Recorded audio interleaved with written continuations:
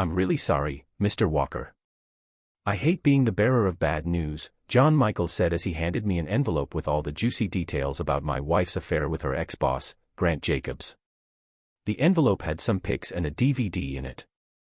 I've checked out the pics, but I haven't watched the DVD yet. Part of me didn't want to see them, but I knew I had to so I could figure out how to handle this mess.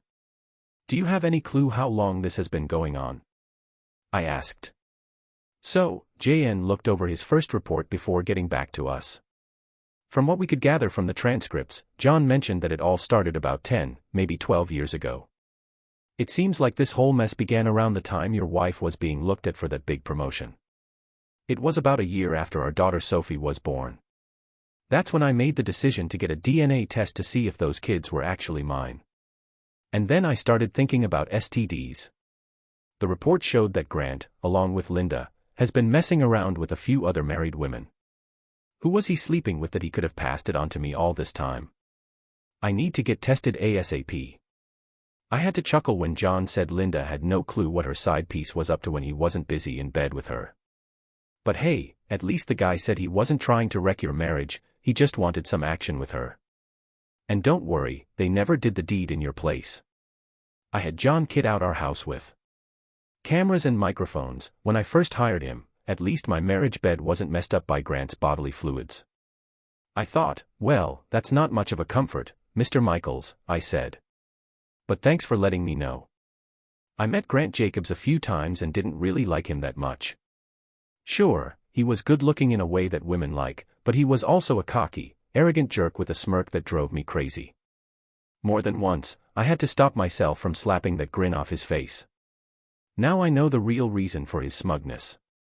So, get this, Mr. Walker. John told us that not only did Jacobs' sister Natalie know about their relationship from the start, but she might have even been helping them out.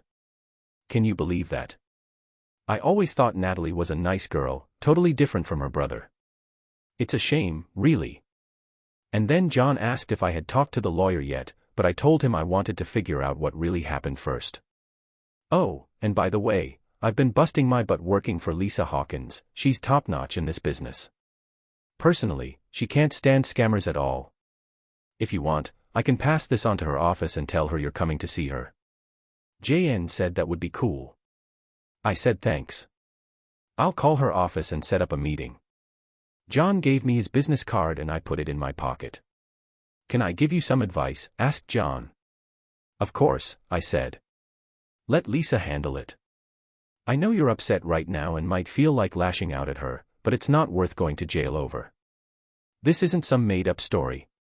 Yo, the internet, this is my actual life. He told me I gotta think about our 2 kids. I was like, I get it, thanks. I paid the bill and walked out of his office feeling like my whole marriage was a lie. I knew John was right, but damn, it still hurt like hell. Sat in the car and cried for like 15 minutes, trying to gather my thoughts. Pulled out the card he gave me, called Lisa Hawkins' law office, and set up an appointment for the next day. Lisa gave me a list of stuff to bring, including financial statements. On the way home, I stopped at the store and bought a pack of smokes, something I hadn't done since college. Then I hit up the bar and tried to drown my sorrows in beer.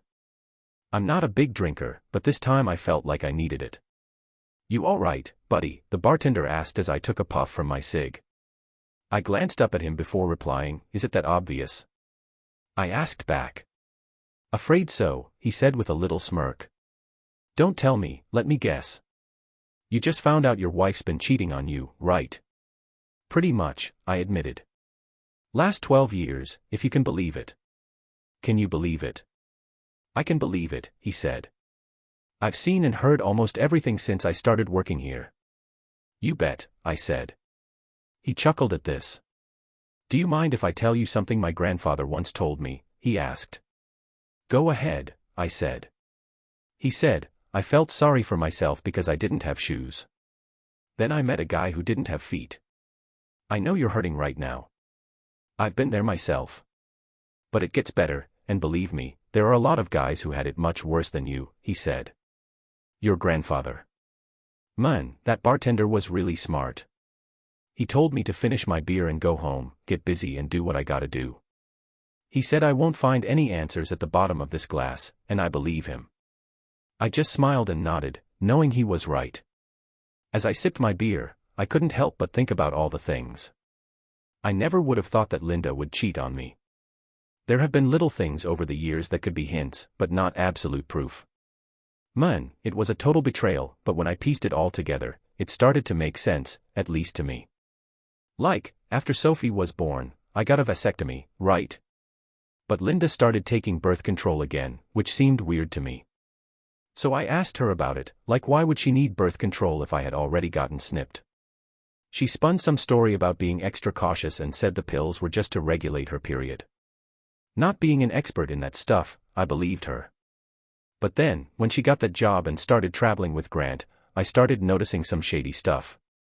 So, she wasn't exactly dressed for the office, but she made it clear that her new job would involve a lot of socializing. When I asked her about it, I found out that Grant was the one keeping her entertained. It seemed like a big part of her role, if you catch my drift.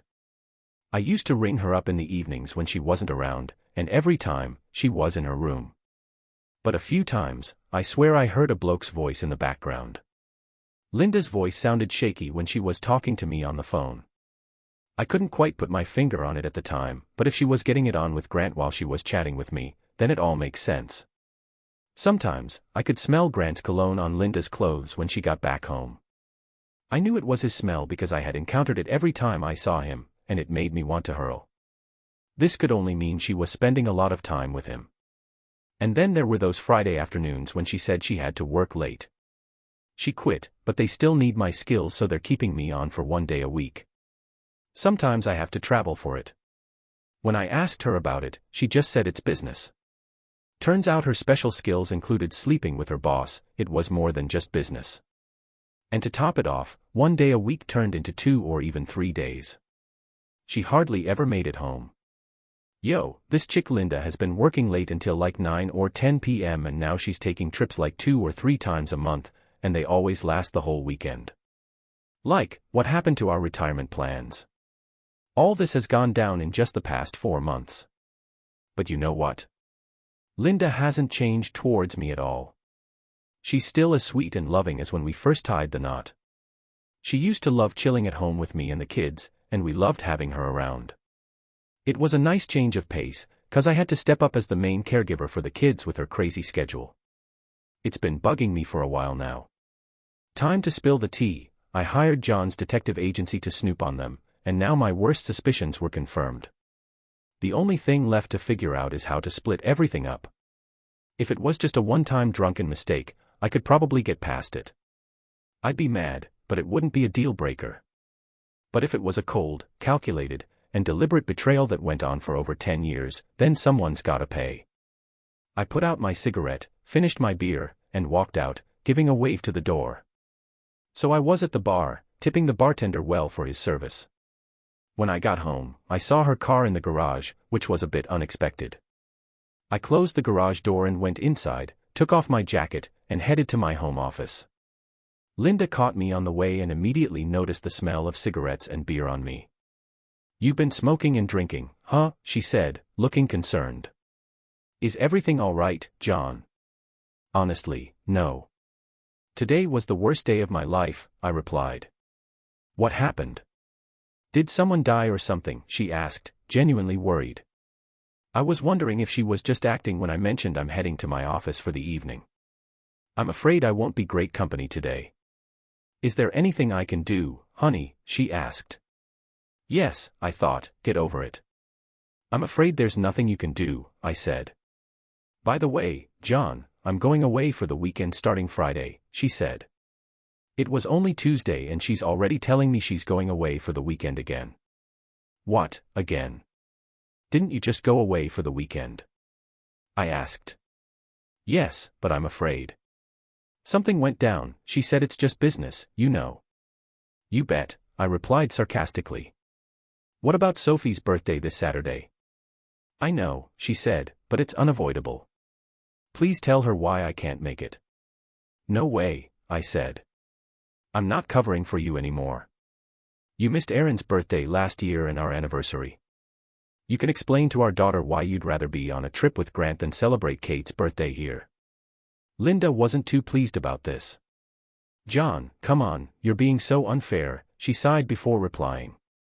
I mean, you said you retired a while back after your company got sold, but you've been MIA so often that I can't help but wonder what's really going on. Do you want to spill the beans? What's up? Are you seriously accusing me of cheating? She asked defensively. Well, what would you think if the roles were flipped? I shot back. After that, she kinda calmed down. I get where you're coming from, she said.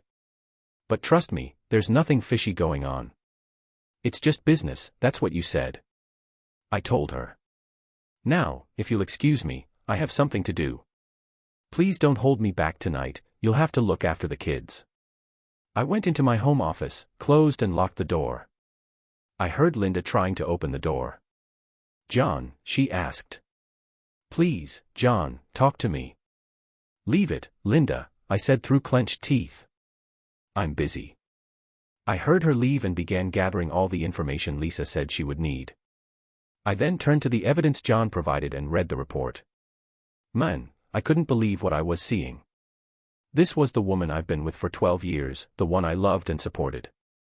I just put on my headphones and started watching the DVD. Unless you've been in my shoes, you can't even begin to understand the mix of emotions that come up when the woman you love more than anything decides to be with another man. I don't know how JN got those videos, and honestly, I don't even care.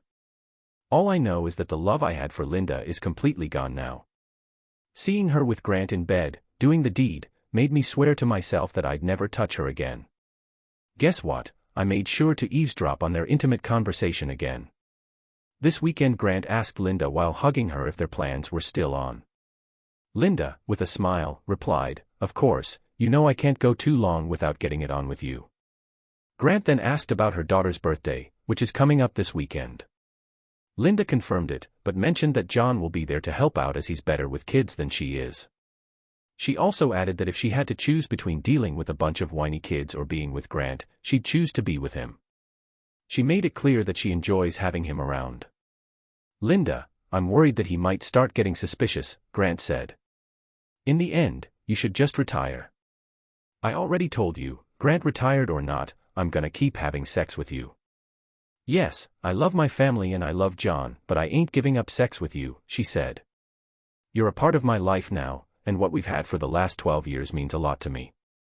I'm glad to hear that from you, Grant said. Remember when we first started, you said if you had a choice, you would have stayed with John.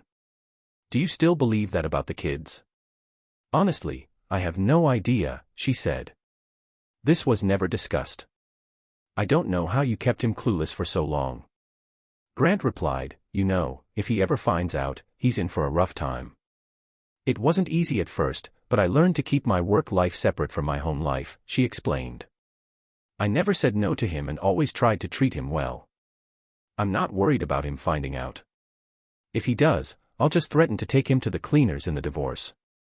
Grant said it won't be that simple, but if shit goes down, you can crash here if you want. I enjoy having you around. Thanks, Grant, I appreciate it, but nothing's gonna happen. He hasn't caught on in 12 years, and I doubt he ever will. How long do you plan on keeping this up? As long as humanly possible, probably till I die, she replied. You might just get your wish, I thought as I turned off the video, ejected the DVD, and stashed it in my briefcase. Then I heard Linda knock. I told the kids to go to bed, but Linda suggested I at least say goodnight to them. So, I turned off the computer and went upstairs, ignoring Linda. I tried to act cheerful as I put the kids to bed. Sophie looked at me and asked if I was okay. I smiled and told her I was fine, then told her to go to bed and that I loved her. She said she loved me too and gave me a kiss. After leaving her room, I went downstairs and grabbed a cup of coffee. Linda said she warmed up dinner for me, John. I ain't hungry, I said as I went outside. I plopped down on a lounge chair on the back patio and lit up a cigarette. Linda came out a few minutes later, trying to plant one on me, but I dodged it and settled for a peck on the cheek. I didn't want her lips, the same ones that touched Grant Jacobs, anywhere near mine. She looked at me, shook up, and said, "Talk to me, John. What's up with you?" Her face was full of concern.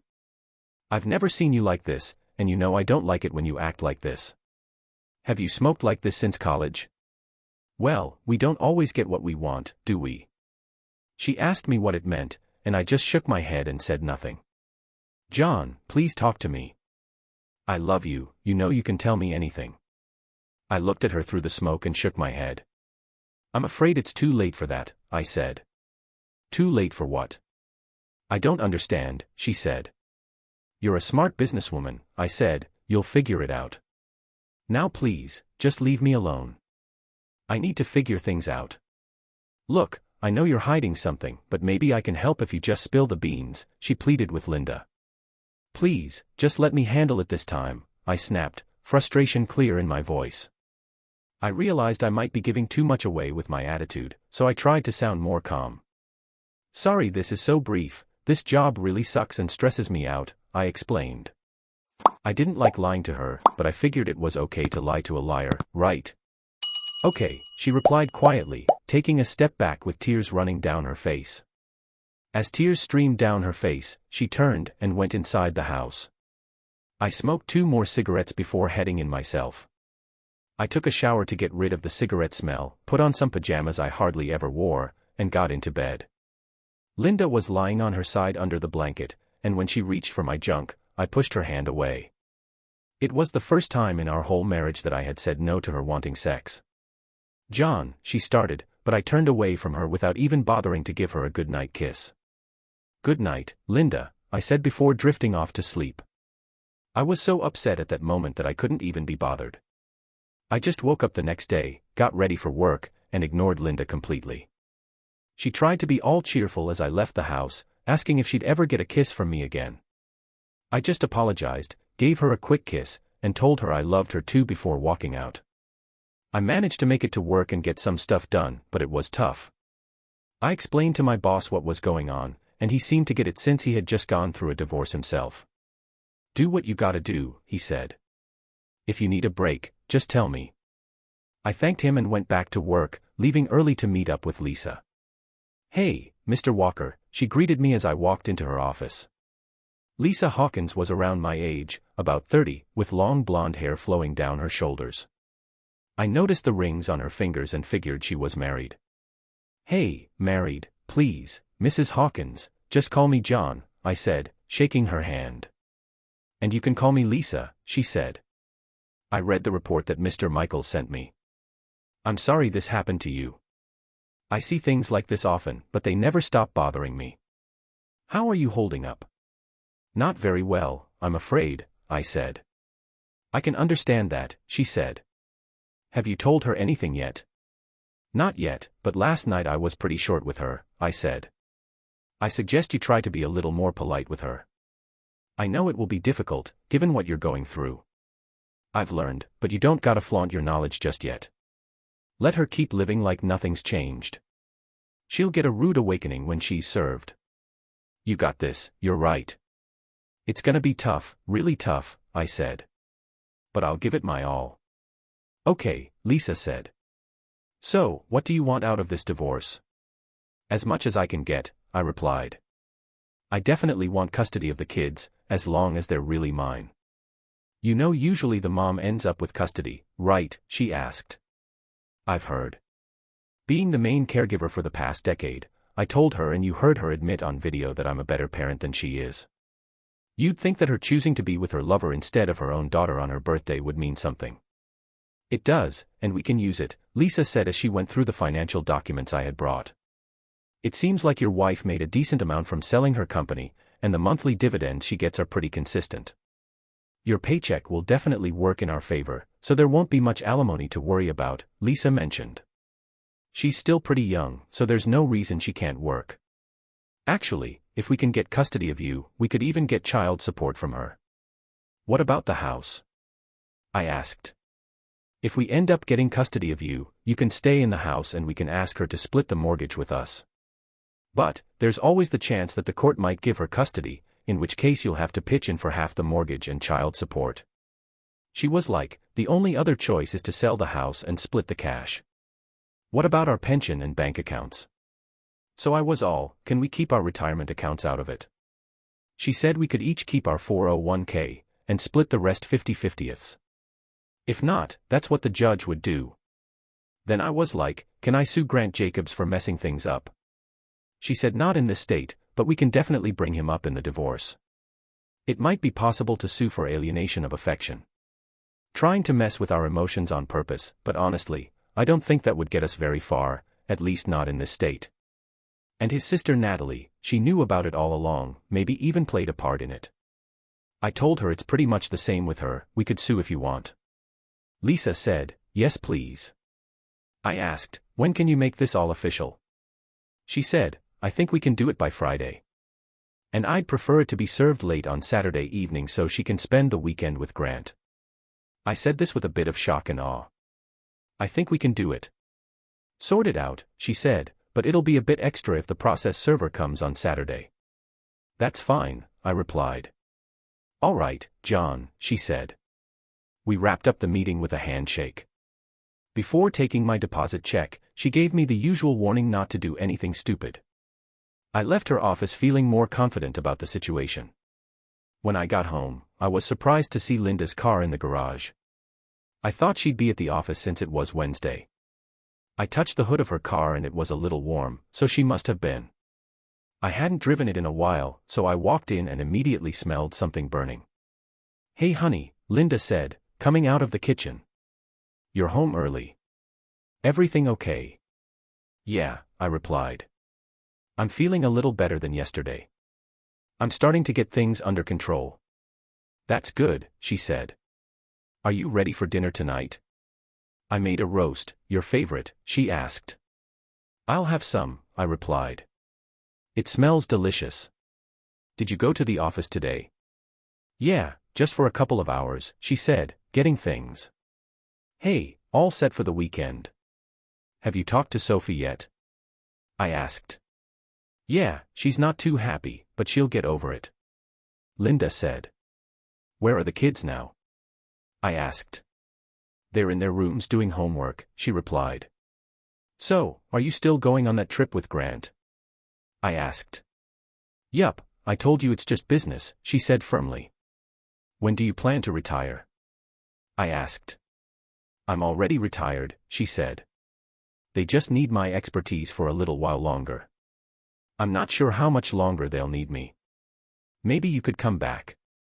Hey, you're pretty much there, but I think you just gotta do what you feel is right. I told her, what's that supposed to mean? She asked me, with all the hours you put in for them, you could at least get paid. I replied, why? She asked, I'll bring home more when I retire. I put my briefcase in the office, then changed into some more chill clothes. I complimented her on the roast, she was always an amazing cook and I'll miss that when we go our separate ways. After hanging out with the kids for a bit, I went to my office and locked the door. Linda tried to open it. So, I heard a knock on the door and when she found out it was locked, I opened it just a crack to see her. She was all like, John, are you gonna crash here tonight? And I was like, yeah, I guess so. I've got a lot on my mind and I'm not feeling great. I don't want you getting sick right before our trip. So, I ended up crashing on the futon for the night. All right, she said, take care, John. I love you. Yeah, me too, I replied before closing the door. I heard her leave and then I went over to my computer to do a search. I finally found what I was looking for.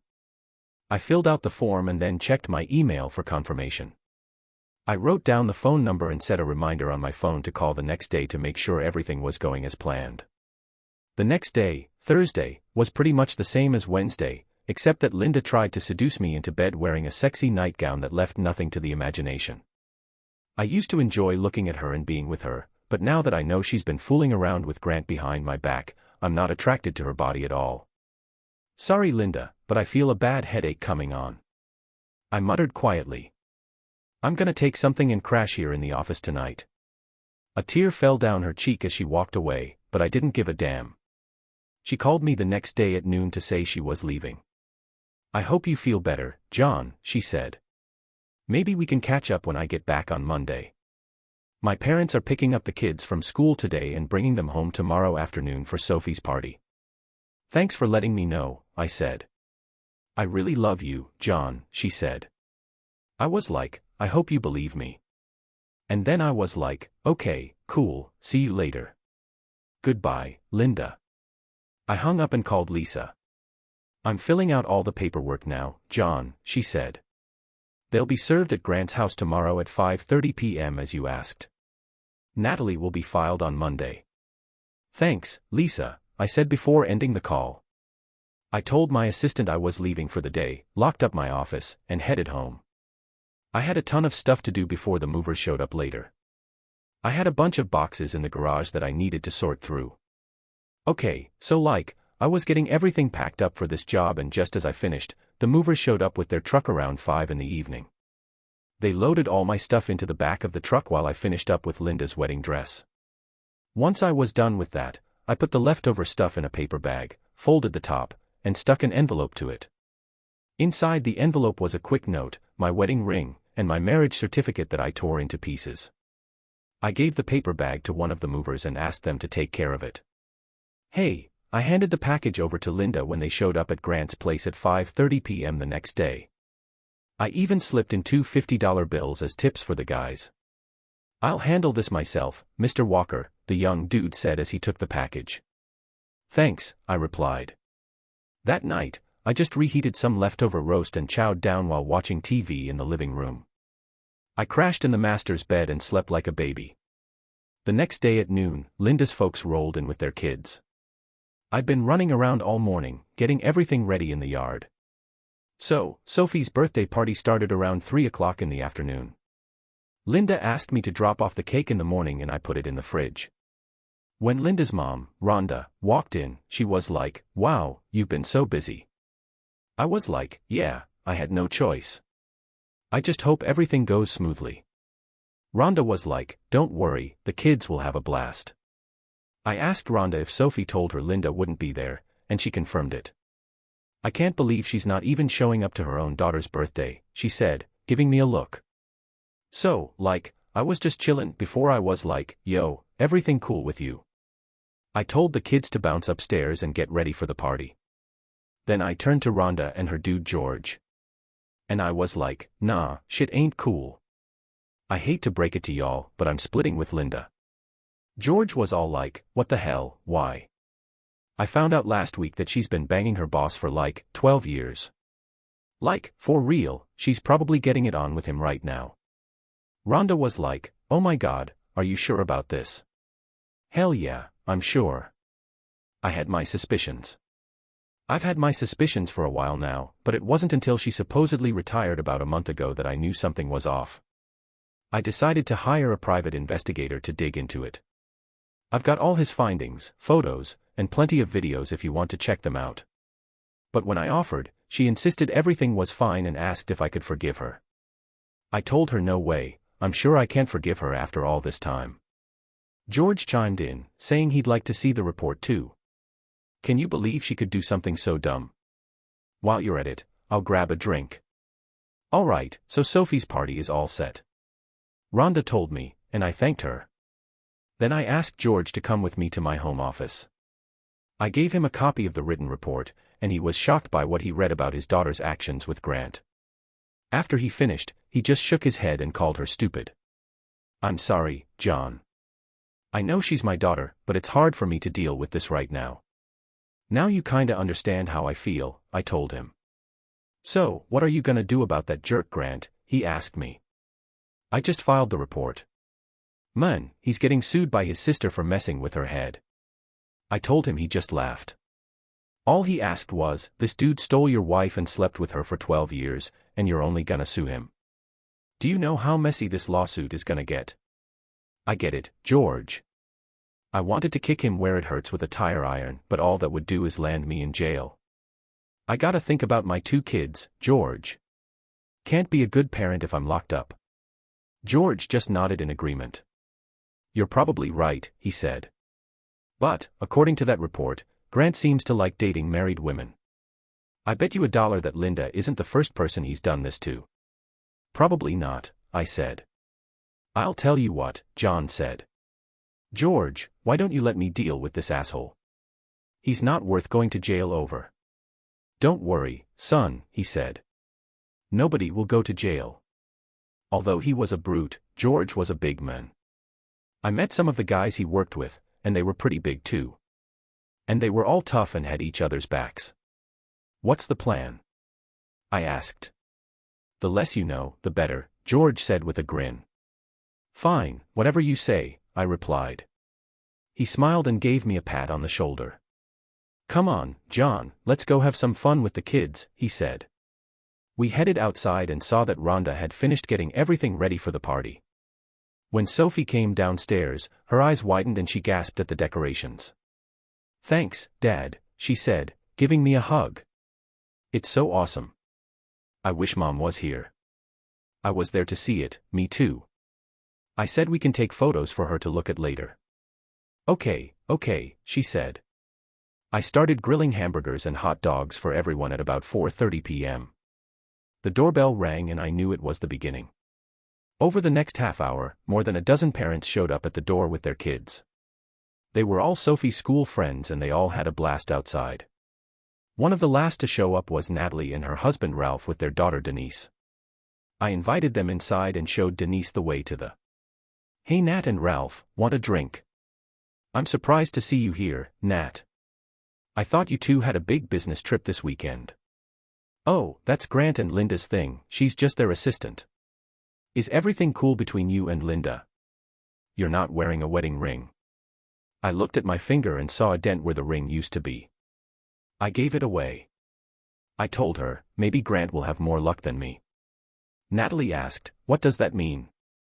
I replied, come on, Natalie, spare me this nonsense. I know your brother has been hooking up with Linda for the past 12 years. I have to admit, you guys did a great job of fooling me all this time. John, please. Linda still loves you, Natalie said. Yeah, so much that she lied and deceived me for over 10 years. I can't even put into words how loved I feel right now, I said sarcastically.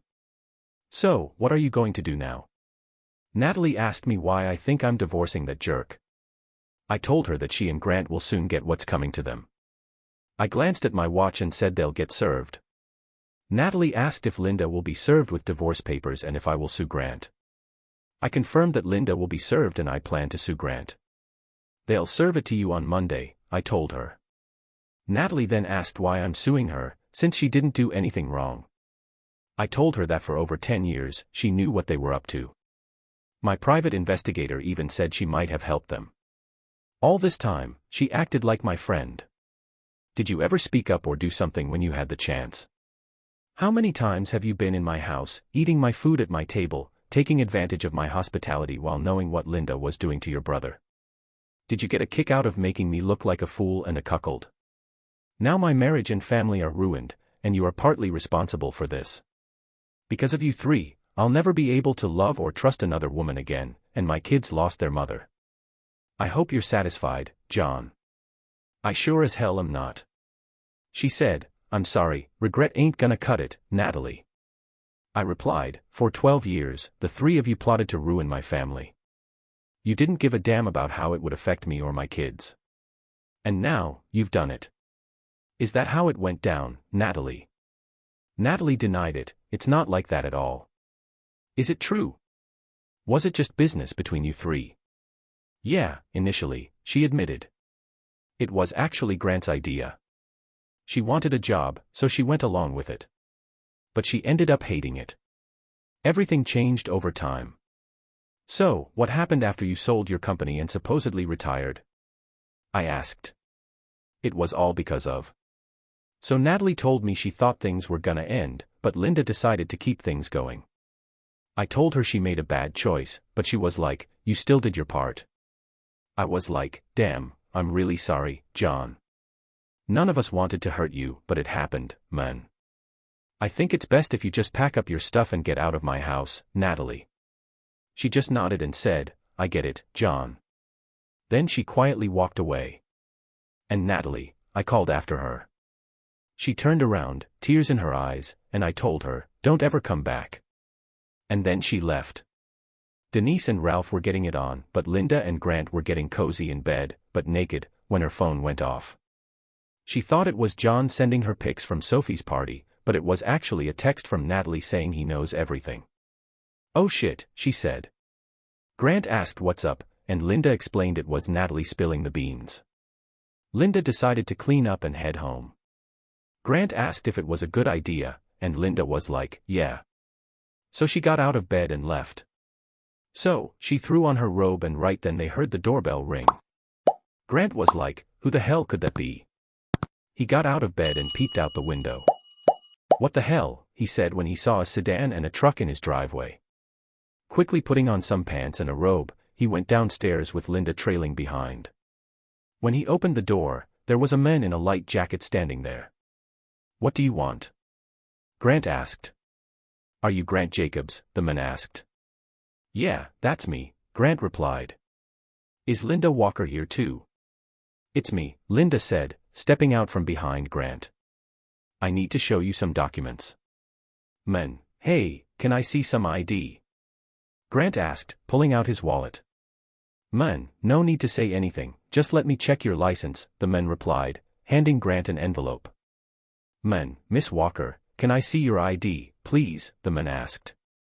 "Linda, sure thing," Linda replied, taking her wallet out of her purse. "Man," after looking at her license, the man handed her an envelope. "Man, you've been served," he said. "Oh, and by the way, there's a restraining order in effect.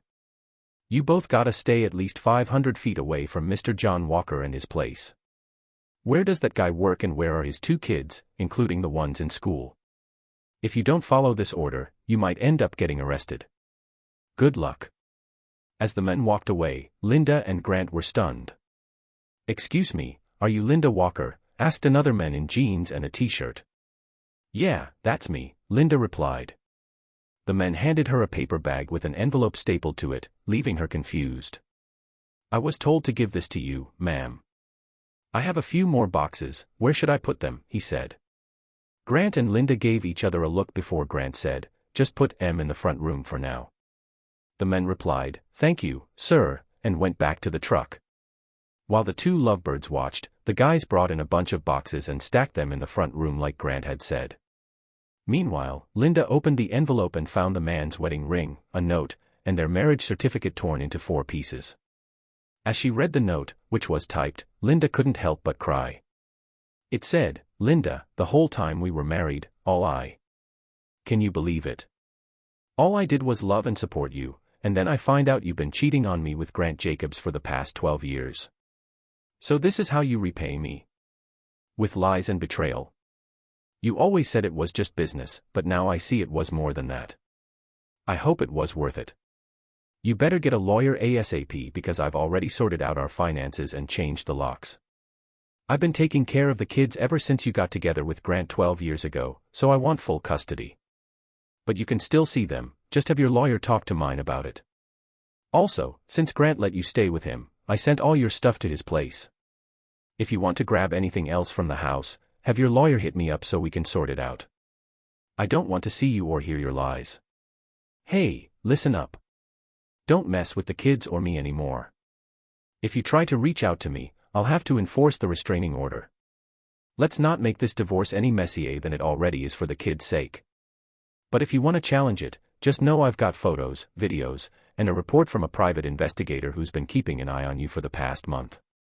Haven't told the kids yet, just so you know. Listen, I ain't ready for the divorce yet, but when I am, your folks better get a heads up. They haven't even seen any pics or vids of us yet. It's time to do the right thing for once and call it quits on this fake marriage. Linda, you're dead to me now. Goodbye." The note was signed by John. With tears streaming down her face, Linda opened the paper bag and found the ashes of her wedding dress, the same one she wore when she married John. She collapsed to the ground, crying uncontrollably. Grant embraced her and read the letter. "What the hell? Son of a bitch," he said. "I'll kick his ass for this." "No, Grant, please don't. I don't want to see you in jail," she said. "What did you get?" "He's suing me for intentional infliction of emotional distress," Grant said. "He's asking for $5 million. I'll call my lawyer and see what I can do about all this." "I wonder if he's going to go after Natalie too," Linda said. Let's find out, Grant said, picking up the phone. If yes, then we need to meet and discuss it. Let's see if we can mitigate the damage. After the party ended, I thanked everyone for coming and for the gifts. When I turned around, I saw the mess in the house and knew I'd be busy for a while. Sophie came up to me with tears in her eyes. "What's wrong, honey?" I asked, taking her in my arms. "I wish Mom was here," she said. "I miss her too," I replied. "Unfortunately, your mother had other things to do." Sophie looked at me sadly. "Are you divorcing her?" she asked, tears rolling down her face. I didn't want to ruin her day, but I knew. "Hey, we need to have a chat about something later, all right?" "It's about that dude Grant, right?" Aaron came up and asked why I brought it up. I told him I overheard my mom talking to him on the phone a few times. He found it interesting. "I decided to leave it for now, but we'll talk about it tomorrow for sure," I said confidently. "Today is Sophie's birthday, so we need to clean up here." "All right, Dad," Aaron said. I hugged Sophie and gave her a kiss on the cheek, assuring her that everything will be okay. After she wiped a tear from her face, she said, "I love you, Daddy." Rhonda and George stuck around to help us clean the house. "Are you gonna be all right, John?" Rhonda asked before they left. "I'll be fine," I replied. "Thanks for coming and lending a hand." "You're welcome," she said. "If you need anything, don't hesitate to ask." "I appreciate it," I told her. Rhonda gave me a hug and George shook my hand. "Take care of yourself, son," he said. After they left, I closed and locked the door. Exhausted, I headed upstairs and crashed. I crashed out as soon as I hit the pillow, and the next morning after making breakfast for all of us, I got up and did my usual Sunday stuff. I mowed the lawn while Aaron tackled the bushes with a grinder. After we finished, we cleaned up and put everything back where it belonged. By lunchtime, I went inside to take a shower and was surprised to see Sophie making sandwiches. We chowed down at the table and cleared our plates. When we were done, Sophie looked at me and said, "All right, Dad, spill the beans. What's the deal?" I knew this was coming, so I gathered the kids in the living room and told them straight up I'm divorcing your mom. Surprisingly, they took it pretty well, no tantrums or anything. Aaron was the first to speak up and asked if she cheated on me with Grant. I nodded quietly and he just knew it. He reckoned it's been going on for a while now. "Why are you asking me that?" "I just noticed how she talks to him." He told me he heard her on the phone with him, talking to him the same way she talks to you, Dad. I nodded in agreement. Why didn't I figure this out sooner? I used to trust and respect her privacy, so I never felt the need to eavesdrop when she was on the phone with Grant or anyone else. "So, how long has this been going on?" Sophie's dad asked. "From what I can tell, since she was 12 years old, honey," I replied. She let out a sigh, which meant she started shortly after I was born, she said quietly. I replied, "Damn." Sophie apologized to her dad, and quickly added, "I understood her feelings, so this time I left everything as it was." "Can I stay with you?" she asked. "Of course you can, if that's what you want," I said.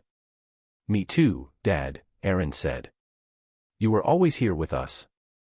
"Thanks guys, this means more to me than you know." "The thing is, I asked for custody of you guys," I said. I extended my arms, and they both came towards me, wrapping their arms around me. We hugged, and I was overcome. Man, I was so happy when my kids decided to hang out with me. We had a good cry and then spent the whole day without any drama. But there was definitely a bit of a sad vibe in the house for the next few days. George and Rhonda were cool enough to pick up the kids after school and chill with them until I got back from work. I didn't want to be a burden, but they were totally cool with it and even cooked us dinner one night, which was a huge help. Then on Tuesday, my lawyer Lisa gave me a call. So basically, Linda talked to a lawyer and she wants to come see the kids. I really don't want her in the house because I'm worried she might try to take them. I was thinking maybe we should get a restraining order. What do you think?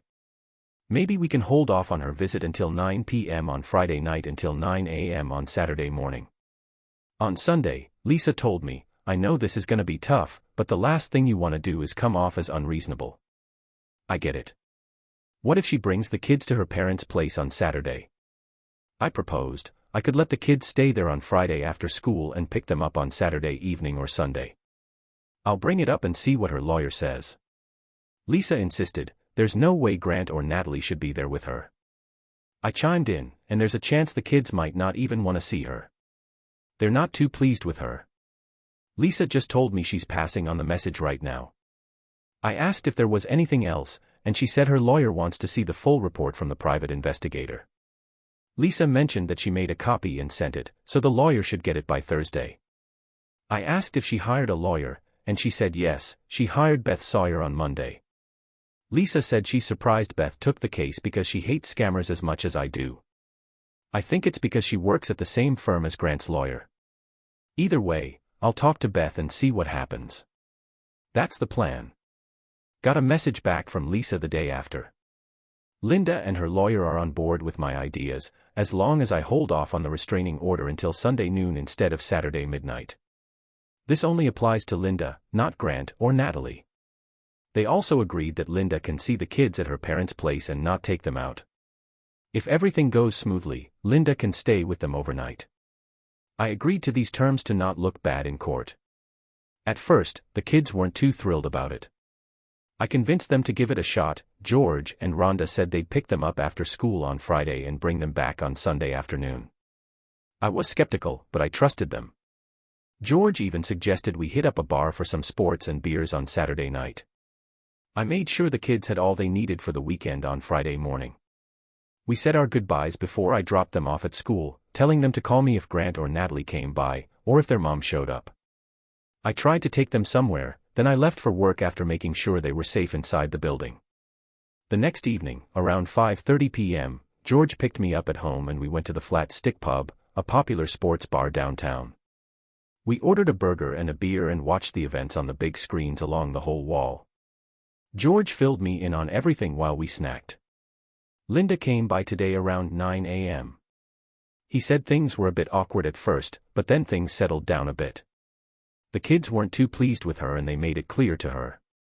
But she confessed, which surprised me. It still surprises me.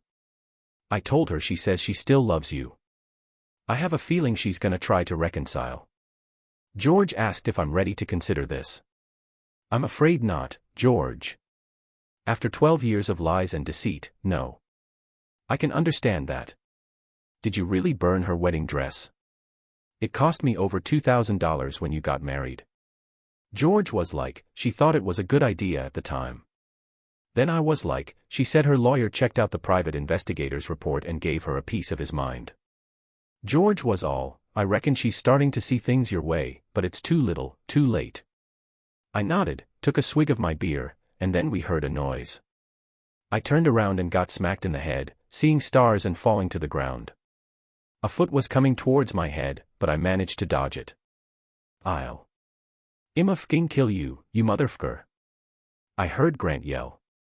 I looked up and saw him standing over me, so I knew it was time to act. Remembering the moves my old man had taught me back in the day, I raised my leg and kicked Grant in the balls as hard as I could. He screamed and fell back, smacking his head on the table. I pounced on top of him, kneed him in the nuts a few more times, then started wailing on his face with my fists, right, left, right again. Swing, hit, swing, hit.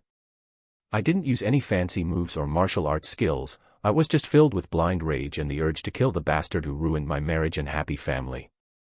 Grant didn't even budge when I punched him in the face, and it didn't occur to me that he was already knocked out. I felt two guys trying to pull me off Grant, and I saw that it was George and some other dude. I think I screamed something before passing out, it felt like forever but apparently it was only a few seconds. The contraction only lasted a minute.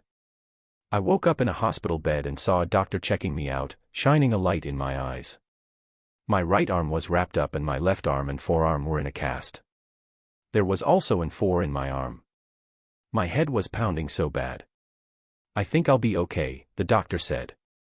He'll have a bad headache for a while, but I don't see any signs of a concussion. We'll give him something for the pain and let him rest before sending him home. Thank you, doctor, I heard George say, sounding confused. Checked him out, he grinned back at me. Hey son, can you hear me? You're gonna make it. I know you're in pain, but you gotta check out the other dude. I heard he's got issues with his junk, lost some teeth, and almost lost an eye. Looks like you messed up his jaw pretty good. Was it Grant? Yeah, I winced. How long have I been in here? All night. It's 8:30 on Sunday morning, George said. Oh, and by the way, there are a couple of big cops here who want to chat with you. You ready? Yeah, let's get this over with, I said. George greeted the cops as they walked in the room. Mr. Walker, I'm Sergeant Smith and this is Officer Jones. We're the ones who showed up at the Flat Stick Pub last night during your argument. How you feeling this morning, sir? Smith asked. Feels like I got smacked on the head, I replied. Smith grinned and looked at his notes. What can you tell us about last night, he inquired. Not much, I said. I was just chowing down on a burger and beer with my father-in-law, and the next thing I know, I'm getting whacked on the head by some guy who was talking smack. Someone tried to kill me, so I had to defend myself, Smith nodded in agreement. That's pretty much what the witnesses said, Smith said, looking at his notes. The surveillance video confirms it too. Do you know who attacked you? Yes, Sergeant, his name is Grant Jacobs. I sued him and he's involved in my divorce, I said. Divorce? Asked the sergeant. Yes, I confirmed. Okay, he said, writing in his notebook. Do you want to press charges? Yes, I do, I told him. We also have a restraining order against him. Okay, he said. We'll check it out. That's all for now, Mr. Walker. Hey, someone might want to chat with you later, so can you hang around town for a bit? No worries, Sergeant, I said, throwing my hands up. He grinned and nodded before they all headed out of my room. Once they were gone, Rhonda, Linda, and the kids walked in. What's she doing here? I asked, eyeing Linda. My restraining order doesn't start until noon, Linda explained. I thought you'd be with your boyfriend, I remarked. She glanced down, looking embarrassed. I wanted to see you first, she admitted. Plus, Natalie's with him. He's still getting treatment. I nodded and the kids came up to me. Sophie was crying. You gonna be all right, Dad? She asked. I'll be fine, honey, I said. I heard you hooped Grant's ass last night, Aaron said with a grin. I heard that too, I said, looking at George, but there's nothing to brag about here, you hear me? I hear you, Dad, Aaron said. You gonna be all right, John? Linda asked. Yeah, he'll be fine, Sophie reassured her mom. We'll take care of him. All right, Aaron, yes we will take care, said my son. Linda looked at our two teenage children before speaking. If you guys don't mind, I'd like to talk to your father for a few minutes alone, she said. They looked at her for a moment and then nodded their heads. Okay, Sophie said, but we'll be right outside the door. Come on, Aaron, she added, extending her hand to her brother. They left the room followed by George and Rhonda. John, Linda began after they left. I can't tell you how much I regret everything.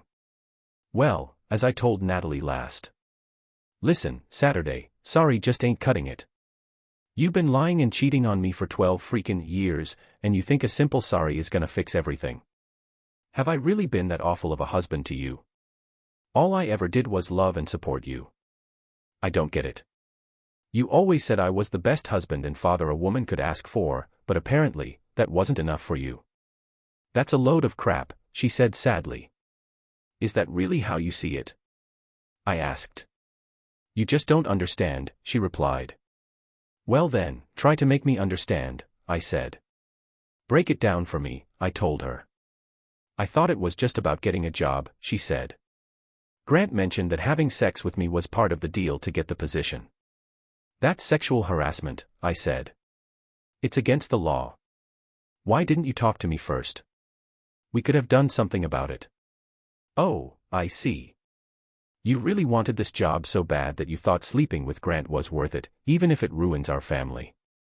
Basically, I made a deal with the devil, she said. And now you're blaming the devil. Give me a break. Honestly, you wanted this job so bad that you were ready to screw him over for it, even if it meant losing everything. Was it just business to you, Linda? How does ruining our family fit into your bottom line? Why did you keep doing this even after you supposedly retired? It was weighing on me, she said. I guess I just thought I could have my cake and eat it too. You have feelings for him, don't you? That's why you kept going. How long? Did you really think you could just keep going forever? Did you honestly believe I wouldn't figure it out? Or maybe you thought I'd find out and just let you keep doing your thing. Well, guess what? I know way more than you think. I told you I had feelings for him. She admitted it was tough not to after all this time. I thought you cared about me enough to allow me to explore this.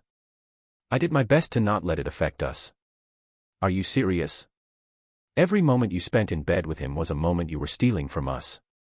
Hey, remember when we talked about opportunity cost? It's like when you choose one thing over another and miss out on all the benefits of the other options. You chose him over your family and now you've lost them. But hey, I still love you, she told me.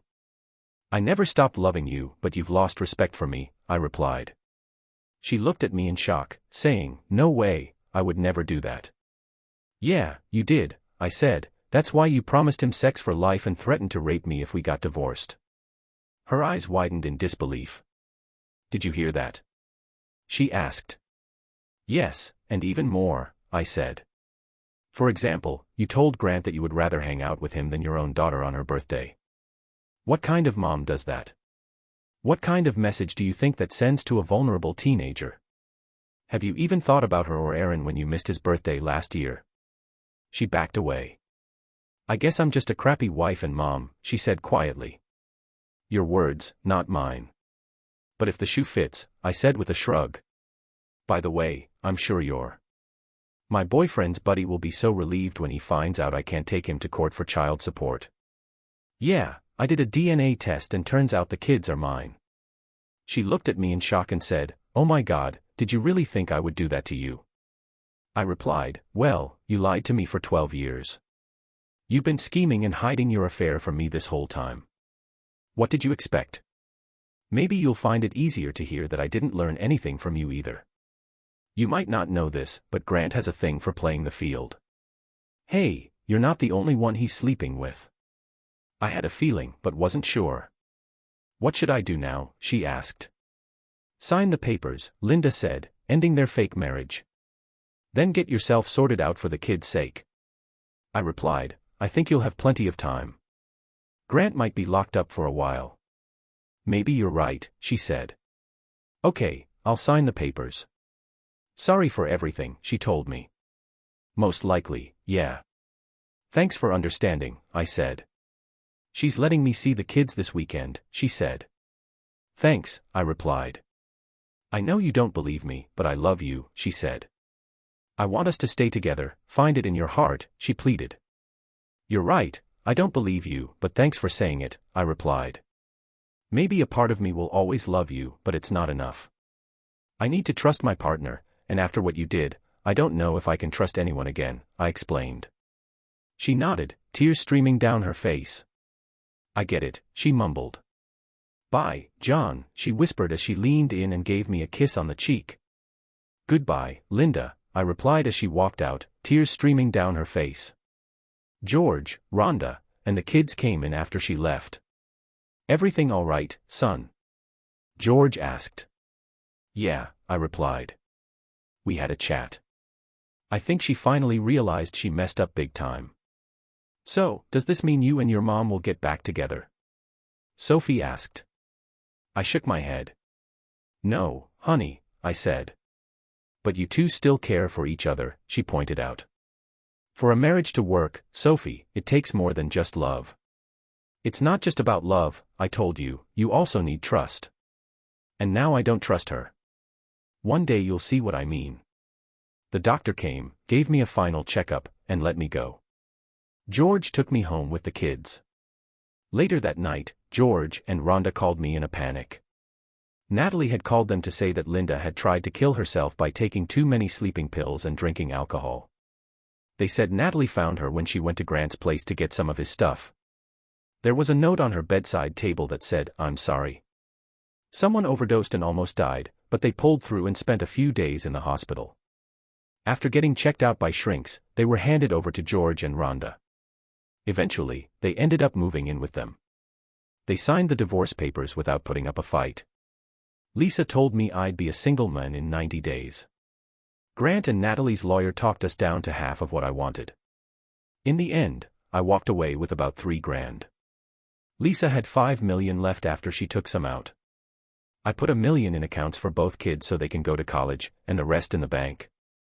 I was planning a Mediterranean cruise for us next summer. Grant got caught on camera doing some bad stuff and got 10 years in prison, but might get out in 8. I used to see Linda around 5 years ago when I would bring the kids to George and Rhonda's place. Sometimes we would chat about stuff, but I couldn't shake off what she had done. She started seeing a therapist who helped her figure out why she behaved the way she did, but she still held on to this fantasy that I would take her back. I was relieved that she was seeking help, but it felt like too little too late. Eventually, she started reconnecting with the kids, which made me happy. George mentioned it to me. She's always writing articles for different business blogs and has given up on dating. She was pretty bummed when she found out I was taking the kids on a Mediterranean cruise without her, but she handled it by wishing us well. The kids would often text her pictures of the places we were visiting. I met this amazing woman from British Columbia, Nikki, who was also going on a cruise after her divorce. She was a bit younger than Linda, had shoulder-length blonde hair, was really pretty, and had a fun personality. I really liked her. So, this lady, right? She always ended her sentences with, huh. She had 2 kids, a bit younger than mine, who spent the summer up in northern Idaho with their grandparents. We hung out a lot, talking about our lives, and even shared a bed a few times. And then there's Sophie, teasing me about having a girlfriend, humming and nudging me. We swapped contact info when the cruise was over, and promised to keep in touch through email and Skype. Not sure if anything will come of it, but we still chat every now and then. Me and the kids were getting used to not having Linda around the house, but my boss was cool with me dropping off and picking up the kids from school. I knew eventually Aaron would start driving and take over that duty. When we got back from the cruise, George came by with some bad news: they're sending Linda to a mental hospital for a bit. I asked Sophie why, and she sent me a photo of it. So, like, the 3 of you were having dinner with that Canadian chick you met on the cruise, right? And then he's like, I don't think she meant it in a bad way, but Linda totally didn't take it well. She lost it, and Rhonda and I found her in the bathroom. She had cut her wrists, oh my god. I was like, I'm sorry to hear that, you know.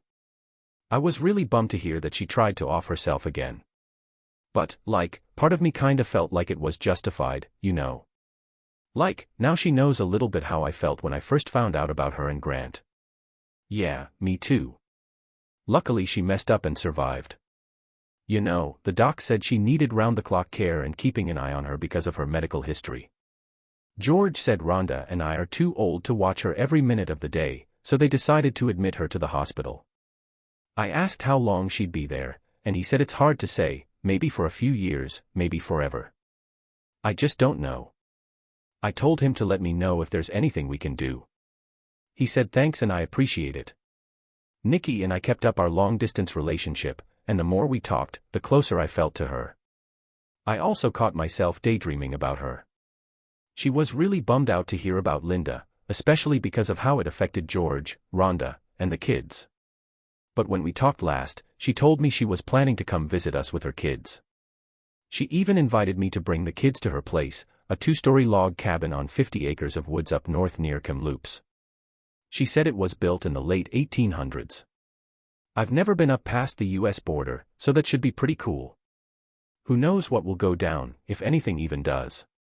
But I'll save those thoughts for later. Yo, make sure you hit that subscribe button on our channel so your next boo doesn't play you. And don't miss out on the next story, cause this one ain't got nothing on what's coming next.